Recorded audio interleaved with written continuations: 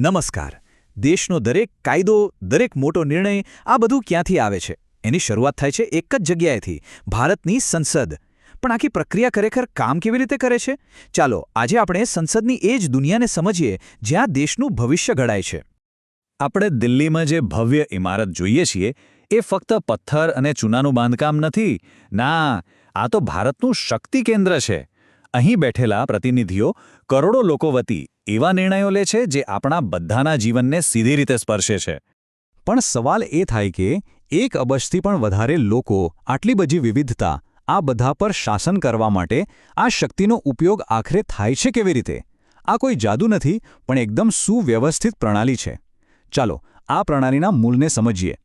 તો બસ આ જ સવાલનો જવાબ આપણને લઈ જાય છે આપણી લોકસત્તાત્મક વ્યવસ્થાના કેન્દ્રમાં, એટલે કે સંસદમાં.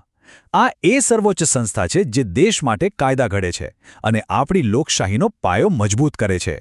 જુઓ, આપણી સંસદ છે ને, એ એક નહીં પણ 2 ગૃહોમાં વહેંચાયેલી છે, જેને આપણે કહીએ છીએ દ્વિગૃહી પ્રણાલી.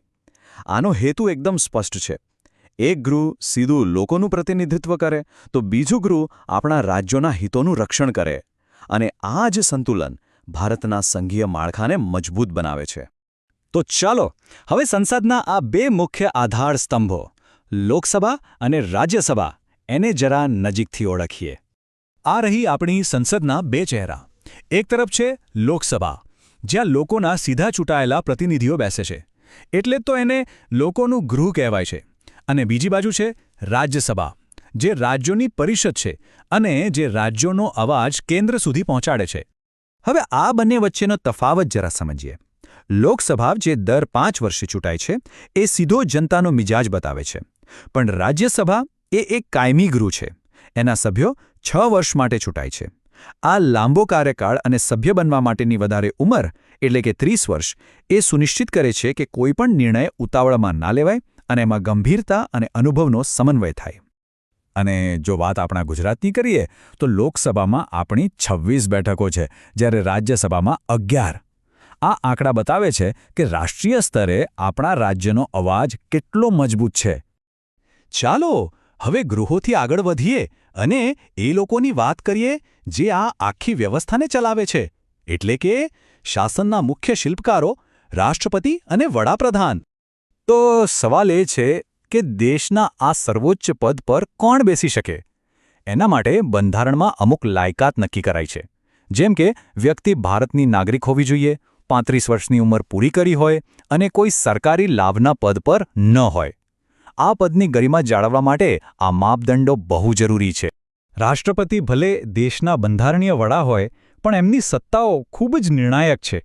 વડાપ્રધાનની નિમણૂક કરવી, ત્રણેય સેનાના સર્વોચ્ચ કમાન્ડર હોવું, અને સૌથી અગત્યનું, કોઈપણ ખરડા પર એમની અંતિમ મહોર લાગે ત્યારે જ એ કાયદો બને છે. તો એક તરફ રાષ્ટ્રપતિ દેશના વડા છે, તો બીજી તરફ વડાપ્રધાન સરકારના વડા છે.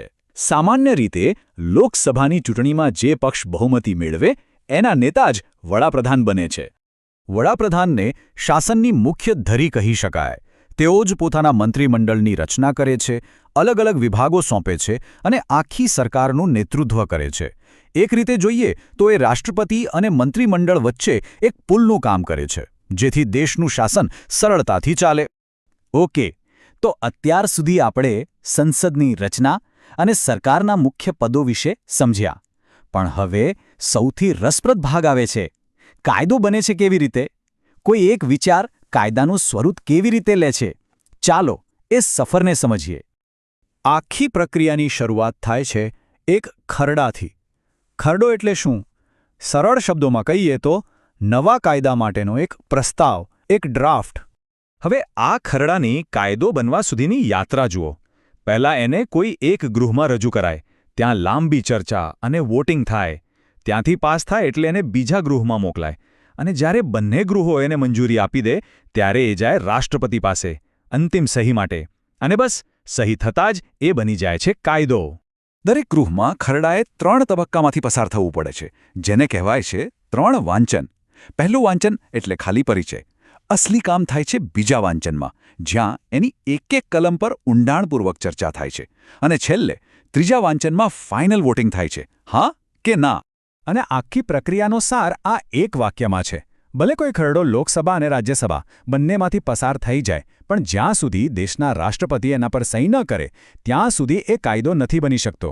આ જ છે એમની બંધારણીય સત્તાનું મહત્વ. સારું, આપણે આખી પ્રક્રિયા તો સમજી લીધી, પણ આ બધું આપણા જેવા સામાન્ય નાગરિક માટે આટલું મહત્વનું કેમ છે?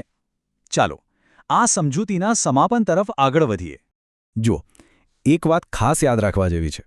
સંસદનું કામ ખાલી કાયદા બનાવવાની ફેક્ટરી જેવું નથી. એનું એક બીજું અને કદાચ એનાથી પણ વધારે મહત્વનું કામ છે સરકાર પર નજર રાખવાનું. સંસદમાં સભ્યો જે સવાલો પૂછે છે, જે ચર્ચાઓ કરે છે, એનાથી જ સરકાર જનતા પ્રત્યે જવાબદાર બને છે. અને આ જ તો સાચી લોકશાહી છે, ખરું ને? અને આ સાથે આપણે આ ચર્ચાના અંત પર છીએ.